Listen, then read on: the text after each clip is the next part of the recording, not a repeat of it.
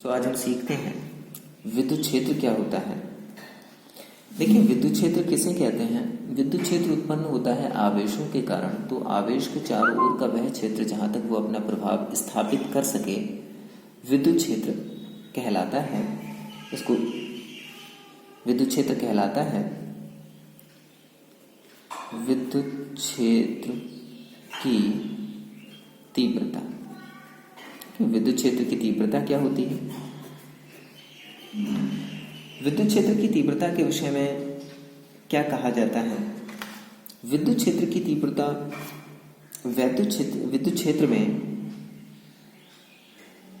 लगने वाले बल के बराबर होती है यदि उस पर आवेश एकांक, यानी कि विद्युत क्षेत्र की तीव्रता विद्युत क्षेत्र में के किसी बिंदु पर विद्युत क्षेत्र की तीव्रता उस विद्युत बल के बराबर होती है जो उस बिंदु पर रखे एकांक धनावेश पर लगता है।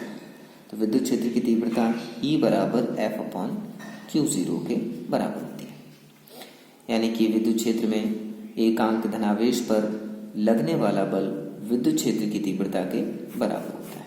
इसका मात्रक हो जाता है, F का मात्रक न्यूटन होता है, तो न्यूटन प्रति कूलम। ये विद्युत क्षेत्र की तीव्रता का मात्रक हो जाता है। उसके बाद आता है विद्युत द्विध्रुव। विद्युत द्विध्रुव क्या होता है।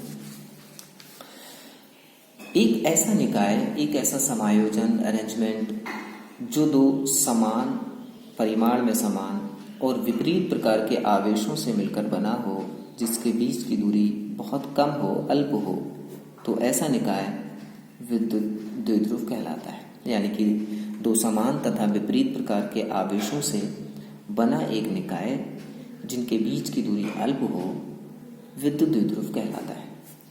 जैसे में आप कह सकते हैं NaCl है, जैसे कि आपका HCl है, ये विद्युत द्विध्रुव के उदाहरण हो जाते हैं। फिर आता है विद्युत द्विध्रुव आघूर्ण। इसी विद्युत द्विध्रुव के कोई एक आवेश और दोनों के बीच की अल्प दूरी का गुणनफल विद्युत द्विध्रुव आघूर्ण कहलाता है। यानी कि दोनों आवेश जो आपस में समान हैं, एक पर प्लस है दूसरे पर माइनस है, तो दोनों आवेश आपस में बिल्कुल समान है लेकिन दिशा में विपरीत हैं। परिमाण समान होने के कारण कोई सा भी आवेश यहाँ पे आप ले सकते हैं।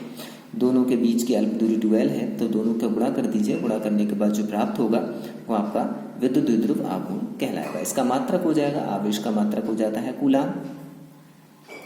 आवेश का मात्रक हो जाएगा कूलाम और दूरी का मात्रक हो जाता है मीटर। तो इसका मात्रक होता है कूलाम मीटर।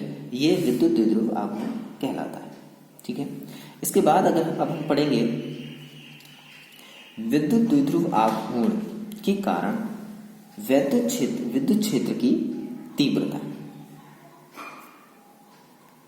देखें, विद्युत द्विध्रुव आघूर्ण विद्युत द्विध्रुव के कारण विद्युत क्षेत्र की तीव्रता। देखिए, विद्युत द्विध्रुव के कारण विद्युत क्षेत्र की तीव्रता दो स्थितियों में ज्ञात की जाती है। सबसे पहले आती है एक अक्षीय स्थिति। अक्षीय स्थिति में,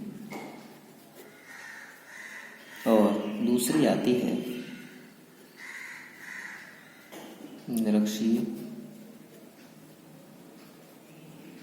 निरक्षीय स्थिति में। अगर हम बात करें नंबर 1 अक्षीय स्थिति में,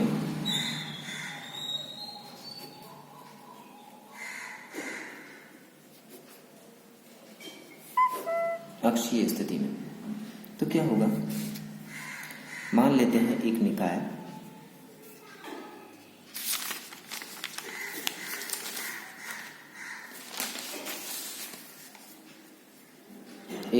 आपने माना A और B, जिस पर प्लस आवेश माइनस आवेश है, बीच की अल्प दूरी 2l, इसका मध्य बिंदु O है। ये 2l दोनों के बीच की अल्प दूरी इसलिए मानी जाती है क्योंकि 2l में अगर हम मिडिल पॉइंट से इधर उधर की दूरी निकालेंगे तो l यहाँ हो जाएगा पूर्ण रूप में और l ये हो जाएगा पूर्ण रूप में, जिसके कारण हमें कैलकुलेशन आसानी से हो जाएगी।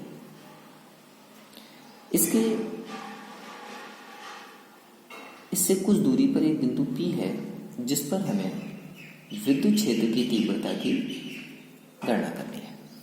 तो माना कि AB एक विद्युत द्विध्रुव जो +q व -q दो आवेशों से मिलकर बना है, जिसके बीच की अल्प दूरी 2l है। इस विद्युत द्विध्रुव की हम जो डिस्टेंस निकालते हैं बिंदु P तक की, वो इसके मिडिल पॉइंट से निकालते हैं। तो माना कि इससे स्मॉल r दूरी पर एक बिंदु P है जहां पर हमें विद्युत क्षेत्र की तीव्रता की गणना करनी है। तो विद्युत क्षेत्र की तीव्रता बिंदु P पर हमें दो आवेशों के कारण प्राप्त हो रही है, एक +q आवेश के कारण और एक -q आवेश के कारण। तो अगर हम +q आवेश के कारण बिंदु P पर विद्युत क्षेत्र की तीव्रता निकालते हैं तो हम मान लेते हैं E1 हो गया। तो E1 बराबर हो जाएगा, आपने विद्युत क्षेत्र की तीव्रता का फार्मूला पढ़ा है 1/4 pi epsilon not q upon plus का आवेश है बटे दूरी का स्क्वायर। अगर हम आवेश हमारा बिंदु A पर है और बिंदु A से P तक की अगर हम दूरी निकालते हैं तो यहाँ से यहाँ तक की दूरी हो गई l और यहाँ से यहाँ तक की दूरी हो गई r, तो कुल डिस्टेंस हो गई हमारी AP का स्क्वायर। तो हो जाएगा 1/4 pi epsilon not q upon AP कितना है l प्लस r का होल स्क्वायर। इक्वेशन फर्स्ट बना दें।